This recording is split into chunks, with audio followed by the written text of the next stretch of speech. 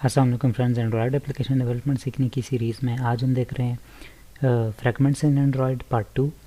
और last video में हमने जो इंट्रोडक्शन था वो हमने किया था कि फ्रैगमेंट्स हमारे पास होते क्या है, फ्रैगमेंट्स की कौन कौन सी टाइप्स है, जो कि स्टैटिक और डायनामिक हमने डिस्कस की थी। और फिर हम कैसे जो है फ्रैगमेंट्स को ऐड कर सकते हैं, ट्रांजैक्शंस वगैरह हमने देखी थी कि ट्रांजैक्शन हम जो है करते हैं फ्रैगमेंट मैनेजर के थ्रू। और फिर हम एडिशन कर सकते हैं, रिमूव कर सकते हैं, रिप्लेस कर सकते हैं किसी भी फ्रैगमेंट को डायनामिकली। और इसी तरीके से हमने ये भी देखा था कि फ्रैगमेंट को अगर हमने स्टैटिकली हमने ऐड करना है तो हम एक्सएमएल के थ्रू यहाँ पर जिस एक्टिविटी के अंदर हमने फ्रैगमेंट ऐड करना है तो वहाँ पर हम ऐड कर सकते हैं। ठीक है, तो मैंने एक एम्प्टी प्रोजेक्ट बनाया हुआ है और सिंपली यहाँ पर अगर मैं ग्रेडल में जाता हूँ ना, यहाँ पर मॉड्यूल जो हमारे पास है, मॉड्यूल ऐप लेवल का जो ग्रेडल है, ठीक है, तो यहाँ पर मैंने सिर्फ व्यू बाइंडिंग यहाँ पर जो है ट्रू की हुई है ताकि मैं बाइंडिंग को यूज़ कर सकूँ बस। ठीक है, ये हो गया। अब मैं क्या कर लेता हूँ कि अगर मैंने स्टैटिक फ्रैगमेंट, चाहे स्टैटिक हो या डायनामिक हो, दोनों केसेस में ये वाला स्टेप आपका सेम होता है। ठीक है, कौन सा वाला स्टेप कि आपने फ्रैगमेंट की एक कस्टम क्लास बनानी है। ठीक है, कोई भी एक कस्टम क्लास बनानी है और उसको एक्सटेंड करना है फ्रैगमेंट से। ठीक है, तो मैं क्या कर लेता हूँ, अपना जो मेन पैकेज है मेरा यहाँ पर com.example.fragment, ठीक है, यहाँ पर एक और पैकेज बना लेता हूँ। ये लाजमी नहीं है कि आप पैकेज बनाएं, लेकिन मैं इसलिए बना रहा हूँ ताकि कंसर्न इसका मतलब थोड़ा सा चेंज हो, मतलब कि ये हमारी जो मेन हायरार्की है ना उससे थोड़ा अलग फोल्डर में पड़ा हुआ हो, अलग पैकेज के अंदर पड़ा हुआ हो, तो इससे कोड की जो रीडेबिलिटी अंडरस्टैंडिंग है वो सही हो जाती है, मतलब ईजी हो जाती है। अब मैं यहाँ पर क्या कर लेता हूँ, यहाँ पर मैं कर देता हूँ कस्टम फ्रैगमेंट्स। ठीक है, कोई भी आप नाम रख सकते हैं पैकेज का, मैंने ये रख दिया। अब मैंने जैसे कि आपको ये कहा है कि आपने एक कस्टम क्लास बनानी है, ठीक है, कोई भी एक जावा की क्लास बनानी है और उसको एक्सटेंड करना है आपने किससे, फ्रैगमेंट से। तो एक हमारे पास ये तरीका होता है, एक हमारे पास क्या होता है कि मैं बल्कि आपको कर देता हूँ, यहाँ पर मैं क्या कर लेता हूँ, यहाँ पर जावा की क्लास में जाता हूँ और यहाँ पर मैं कह देता हूँ फर्स्ट फ्रैगमेंट, ये मैंने नाम रख दिया। ठीक है, कोई भी नाम रख दे आप। यहाँ से मैंने इसको ओके कर दिया है, ये मेरे पास क्लास बन गई है।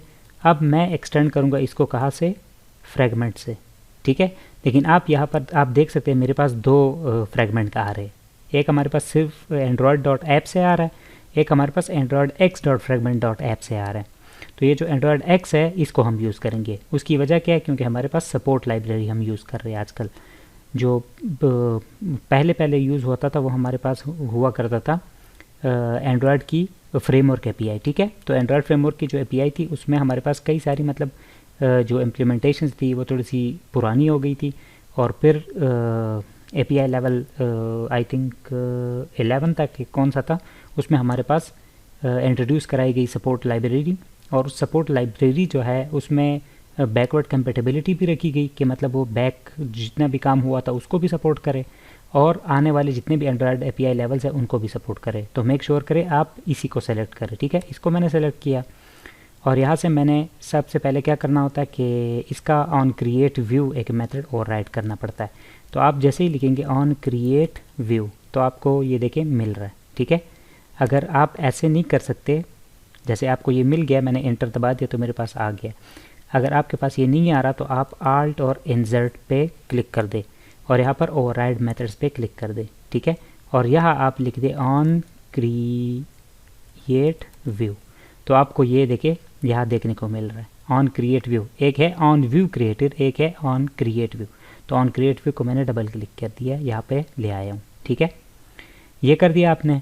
अब हमने क्या करना होता है कि जैसे कि ये है हमारे पास एक कस्टम क्लास, इसको हमने एक्सटेंड किया फ्रैगमेंट से, तो इसका एक लेआउट भी तो होगा ना, मतलब जो दिखने वाला पोर्शन होगा। जैसे आपको मैंने कहा ये छोटी सी एक मिनी स्क्रीन होती है, तो उसके लिए आप क्या करेंगे, यहाँ पर लेआउट के फोल्डर में जाएंगे पैकेज में, और यहाँ पर कोई भी लेआउट आप यहाँ पर डिज़ाइन कर सकते हैं।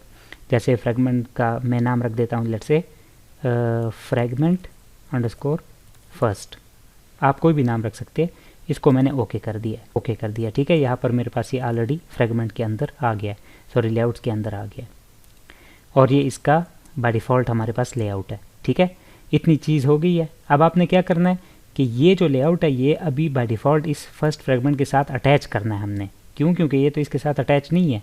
यहाँ पर रिटर्न में हमने क्या करना होता है, एक व्यू रिटर्न करना होता है, जो व्यू हमारे पास इस फ्रेगमेंट का होता है। मतलब जो व्यू हम यूज़ करना चाहते हैं ना इस फ्रेगमेंट के साथ, वो हमने यहाँ से उसका व्यू रिटर्न करना होता है।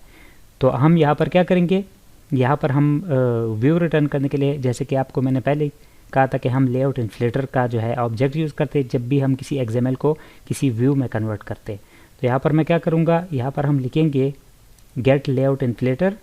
ठीक है, ये क्या कर देगा, एक्टिविटी के साथ, ये जो मेन एक्टिविटी है इसके साथ जो भी लेआउट इन्फ्लेटर कॉल हुआ होगा वो इस फ्रेगमेंट को पास कर देगा। मतलब जिस एक्टिविटी में भी ये फ्रेगमेंट यूज़ होने वाला है ना, उसी का गेट लेआउट इन्फ्लेटर, उसी एक्टिविटी का लेआउट इन्फ्लेटर ये कॉल कर देगा। और हम इसको पास करते हैं, एक मेथड यूज़ करते हैं इन्फ्लेट, और इसको आप देख सकते हैं हम 3 चीज़ें पास करते हैं, रिसोर्स, व्यू ग्रुप जो पेरेंट है, और आगे आप तीसरा आर्गूमेंट भी आप पास कर सकते हैं कि आप रूट के साथ इसको अटैच करना चाहते हैं या नहीं। ठीक है, तो मैं यहाँ पर इसको इन्फ्लेट कर दिया, और जैसे कि आप देख सकते हैं कि हम पेरेंट सबसे पहले हम लेआउट पास करते हैं, तो लेआउट कौन सा पास करना है, r.layout, और डॉट कौन सा लेआउट, फ्रेगमेंट फर्स्ट का लेआउट। ये वाला जो लेआउट हमने बनाया है ना, ये वाला पास कर देंगे। और सेकंड आर्गुमेंट हम पेरेंट, तो पेरेंट हमारे पास यह जो व्यू ग्रुप है वो हमने पास करना है। तो व्यू ग्रुप ऑलरेडी हमें इस ऑन क्रिएट व्यू के अंदर एज अ पैरामीटर यहाँ पर मिल रहा है। तो मैं क्या कर देता हूँ, यहाँ पर कंटेनर लिख देता हूँ पेरेंट, और आगे अपने इसको अटैच टू रूट करना है तो मैं कह देता हूँ फॉल्स। बस इतना सा काम। और अब हम क्या कर देते हैं, हमारा काम हो गया है, फ्रेगमेंट हमारा तैयार हो गया। ठीक है, लेकिन अभी हमने ऐड नहीं किया। ठीक है, सिर्फ हमारा फ्रेगमेंट ऐड हुआ है, मतलब कि बन चुका है। ठीक है, उसका लेआउट भी बन चुका है, और उसकी जो कस्टम क्लास हमने बनानी थी वो भी बन चुकी है, जो फ्रेगमेंट से एक्सटेंड कर रही थी। ठीक है, ये दोनों हो गए। मैं इसको थोड़ा सा बल्कि नेक्स्ट लाइन पे दे देता हूँ ताकि आपको दिखे ये पूरा मेथड क्या कर रहा है और कैसे जो है वर्क कर रहा है। ठीक है, ये हो गया। एक था ये वाला मेथड। ठीक है, दूसरा मेथड जो कि बिल्कुल ही सिंपल है, लेकिन आपको मैं ये बताने का मकसद ये इतना टाइम इस पे लगाने का कि आपको पता हो कि हम इसको बेसिकली ये कोई दूसरी कोई लॉजिक नहीं है, बस सिंपल एक क्लास बनानी होती है और उसको एक्सटेंड करना होता है फ्रेगमेंट से। लेकिन एक और जो आसान तरीका है, जैसे हम यहाँ पर जाते हैं ना और कोई न्यू एक्टिविटी बनाते हैं, तो हम ऐसे करते हैं ना, न्यू, और यहाँ पर आते हैं एक्टिविटी।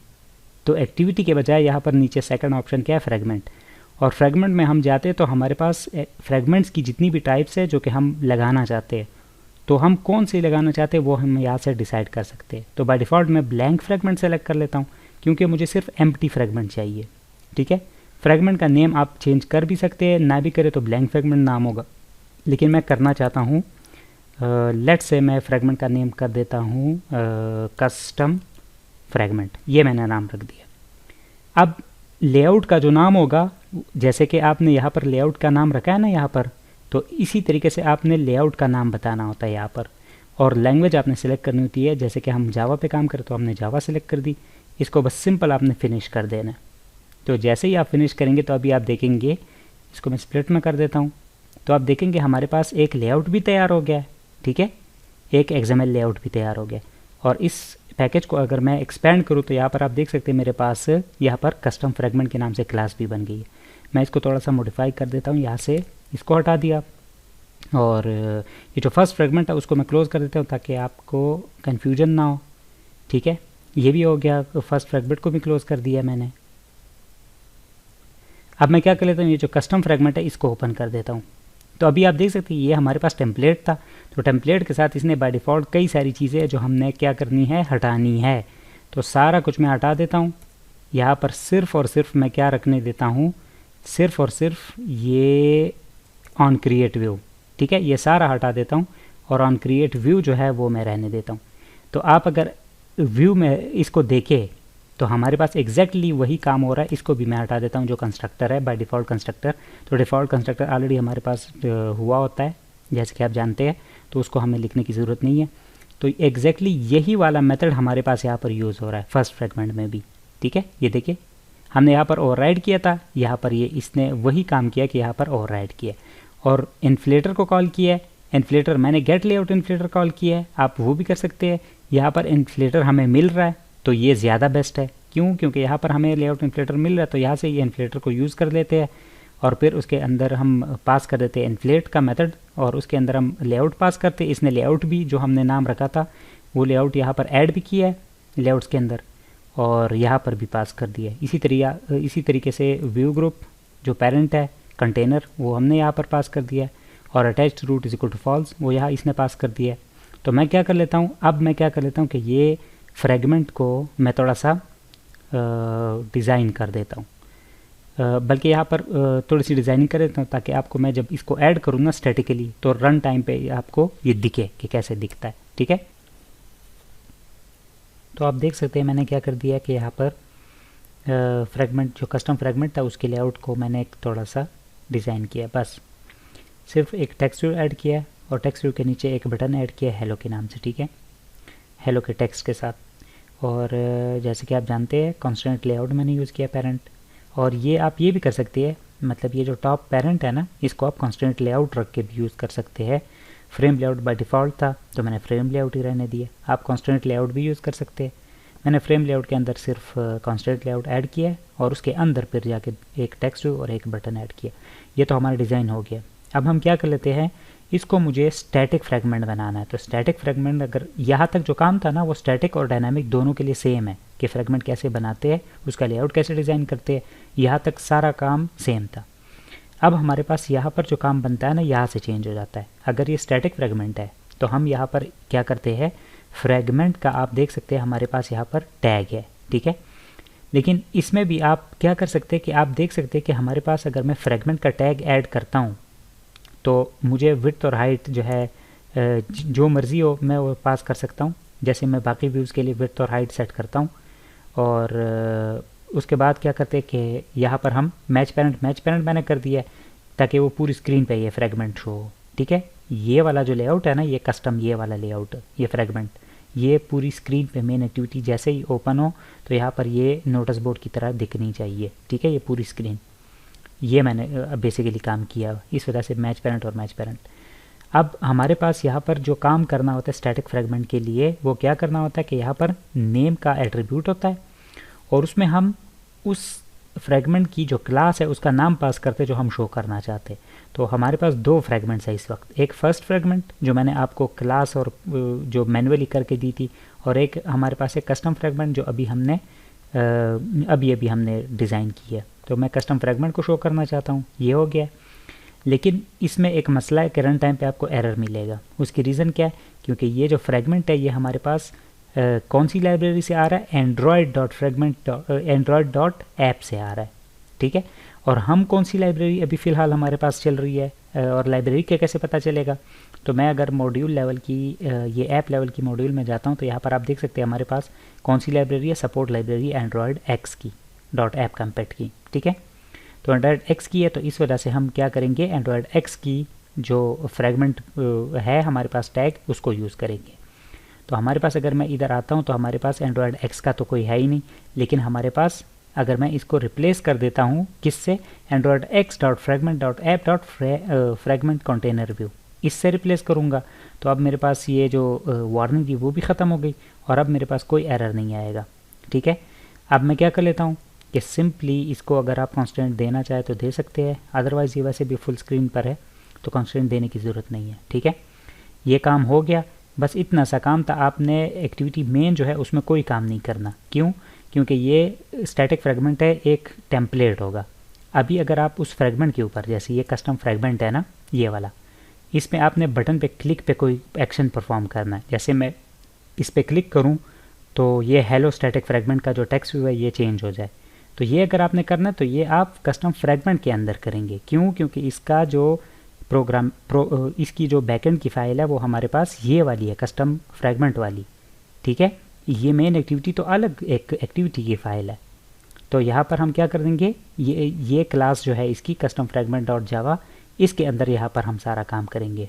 ठीक है, तो ये हो गया। यहाँ पर हमारे पास क्या आ रहा है, इन्फ्लेटर डॉट इन्फ्लेट, ये व्यू हमारे पास यहाँ पर रिटर्न हो रहा है।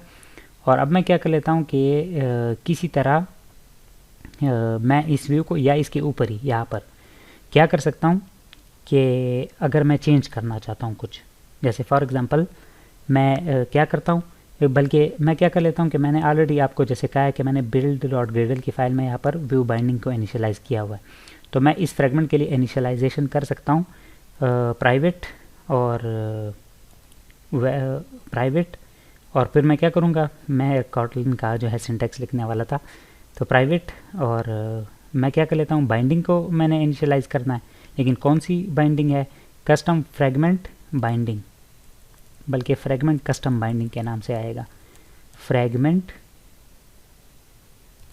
कस्टम बाइंडिंग, ठीक है। और इसका नाम मैं कोई भी रख सकता हूँ, और इसको मैं इनिशियलाइज़ कर देता हूँ यहाँ पर, तो मैं लिखता हूँ बाइंडिंग, जैसे कि आप पहले से ही बाइंडिंग से हमारे पास आपको पता है कि बाइंडिंग हम कैसे इनिशियलाइज़ करते हैं, इन्फ्लेटर डॉट इन्फ्लेट करके, और फिर हम लेआउट पास करते हैं तो वो हमारे पास बाइंडिंग में आ जाता है, ठीक है।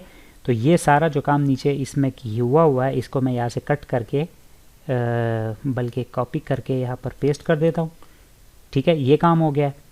और मैं क्या कर देता हूँ कि इधर से मैं सिर्फ और सिर्फ क्या कर देता हूँ, यहाँ से मैं क्या कर देता हूँ, रिटर्न कर देता हूँ बाइंडिंग डॉट गेट रूट, ठीक है। तो क्या कर देगा कि ये बेसिकली जो रूट व्यू है ना उसका, उसको रिटर्न कर देगा, जैसे हम मेन एक्टिविटी में करते हैं।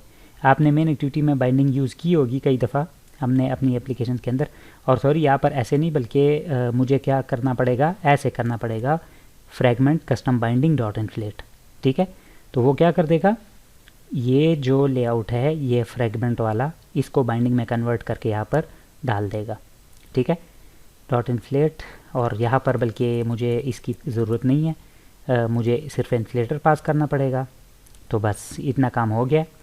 अब मैं क्या कर लेता हूँ कि और एक मेथड होता है हमारे पास ऑन क्रिएट, एक ऑन क्रिएट व्यू होता है ऑन, और एक होता है ऑन व्यू क्रिएटेड, ठीक है। ये वाला मेथड क्या कर लेता है, जब व्यू पूरी तरह क्रिएट हो जाता है तब ये कॉल होता है। तो इसके अंदर मैं क्या कर लेता हूँ, बाइंडिंग डॉट, और आगे आप देख सकते हैं मेरे पास बटन भी आ रहा है, टेक्स्ट व्यू भी आ रहा है। तो जैसे ही बटन पर आप सेट ऑन क्लिक लिसनर लगाएंगे, new view dot on click listener, तो यहाँ पर आप टोस्ट भी शो कर सकते हैं और आप कुछ भी कर सकते हैं। मैं फ़िलहाल के लिए सिर्फ एक टोस्ट शो कर देता हूँ, ठीक है। यहाँ पर मैं क्या कर लेता हूँ, गेट कॉन्टेक्स्ट, ठीक है, जैसे आप उसमें होते हैं ना यहाँ पर मेन एक्टिविटी के अंदर, तो मेन एक्टिविटी डॉट दिस लिखते हैं या सिंपल दिस लिखते हैं, लेकिन अगर आप किसी फ्रेगमेंट के अंदर होते हैं तो आप लिखते हैं या तो एप्लीकेशन गेट एप्लीकेशन कॉन्टेक्स्ट लिखेंगे, या फिर आप लिखेंगे गेट कॉन्टेक्स्ट। तो ये फ्रेगमेंट जिस एक्टिविटी में भी होगा तो उसका कॉन्टेक्स्ट यहाँ पर आ जाएगा हमारे पास, ठीक है। तो ये हो गया। और आप टेक्स्ट के तौर पर लेट से मैं कह देता हूँ यू क्लिक्ड द बटन, बस ये इतना सा काम हो गया।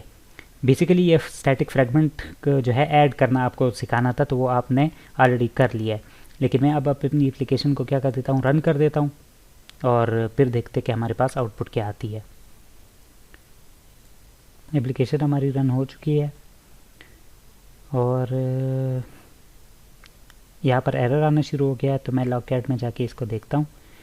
एरर बेसिकली ज़्यादा से ज़्यादा क्या होगा कि जहाँ तक मेरा ख्याल है ना, हमने आईडी देनी होती है। तो आप देख सकते हैं कि कहता है कि जब भी फ्रेगमेंट आप स्टैटिकली ऐड करते हैं ना, जैसे हमने ऐड किया, तो फ्रेगमेंट जहाँ पर आप ऐड करें तो उसकी जगह एक आईडी मस्ट है, मतलब आईडी आप दोगे तभी वो चलेगा, इन्फ्लेट करेगा, अदरवाइज़ वो उसे जो हेडलेस फ्रेगमेंट काउंट करता है, ठीक है। जैसे कि हमने स्लाइड्स में पढ़ा था कि वो फ्रेगमेंट जिनका लेआउट नहीं होता, ठीक है। तो इसीलिए हमने यहाँ पर जो मेन एक्टिविटी मेन के अंदर फ्रेगमेंट का टैग ऐड किया था ना, फ्रेगमेंट कंटेनर व्यू, यहाँ पर हम आईडी मस्ट देंगे, ये मस्ट है हमारे पास फ्रेगमेंट को ऐड करने के लिए। तो यहाँ पर मैं सिंपल एक आईडी दे देता हूँ, तो ताकि एंड्रॉयड सिस्टम जब एक्टिविटी का बैक स्टैक बनेगा तो बैक स्टैक में उसकी पहचान इस आईडी के थ्रू की जाएगी। तो इस वजह से ये हमारे पास मस्ट होता है, ठीक है। बैक स्टैक में इसको हैंडल करना एक्टिविटी जो है वो इसके थ्रू करता है, फिर इसकी आईडी के थ्रू। तो मैं क्या कर लेता हूँ कि आईडी यहाँ पर दे देता हूँ, तो आईडी में कोई भी दे सकता हूँ, माई फ्रेगमेंट, बस। अब मैं दोबारा एप्लीकेशन को रन करता हूँ तो मेरे पास कोई एरर नहीं आएगा। तो आप देख सकते हैं हमारे पास एक्टिविटी रन हो चुकी है और एक्टिविटी के अंदर हमारे पास स्टैटिकली रन टाइम पे हमारे पास ये फ्रेगमेंट जो ऐड हो चुका है। अगर मैं इस पर क्लिक करूं तो आप देख सकते हैं यू क्लिक द बटन, तो फ्रेगमेंट के अंदर ही हम रहते हुए हम काम करेंगे। और ये फ्रेगमेंट कौन सा है, ये स्टैटिक फ्रेगमेंट है। क्यों? क्योंकि हमने प्रोग्रामेटिकली मेन एक्टिविटी के अंदर इसको ऐड नहीं किया, मेन एक्टिविटी की XML में इसको ऐड किया यहाँ पर।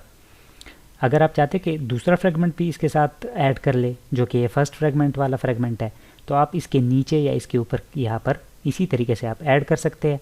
उसकी आईडी अलग होगी, इसकी आईडी अलग होगी, तो वो भी ऐड हो जाएगा। लेकिन ये स्टैटिक फ्रेगमेंट्स है, उनके ऊपर आप अलग से एक्शंस परफॉर्म कर सकते हैं, इसके ऊपर अलग से एक्शंस परफॉर्म कर सकते हैं। तो नेक्स्ट वीडियो में मिलते हैं, वीडियो की लेंथ ज़्यादा हो गई है, तो डायनामिक फ्रेगमेंट को फिर हम देखेंगे कि डायनामिक फ्रेगमेंट ऐसे कैसे ऐड करते हैं। और नेक्स्ट वीडियो तक के लिए मुझे इजाज़त दीजिए। अल्लाह हाफिज़।